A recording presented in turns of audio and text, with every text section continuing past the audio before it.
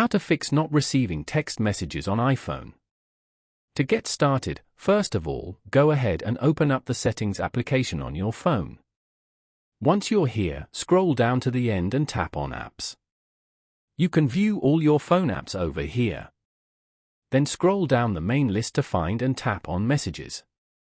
Here, make sure that the iMessage toggle is turned on as shown. If it is already enabled, turn it off, wait for a few moments, and then turn it back on. Next, scroll down and locate the Send as SMS option. Toggle this setting off and on. This helps send texts when iMessage is unavailable. Go back to the main settings page and tap on General. From the General Settings page, scroll all the way down to find and tap on Transfer or Reset iPhone, and then tap on Reset. Select Reset Network Settings and enter your passcode to confirm this action. This will erase your current network settings, but it can help resolve connectivity issues. Following these steps, you can easily fix not receiving text messages on an iPhone.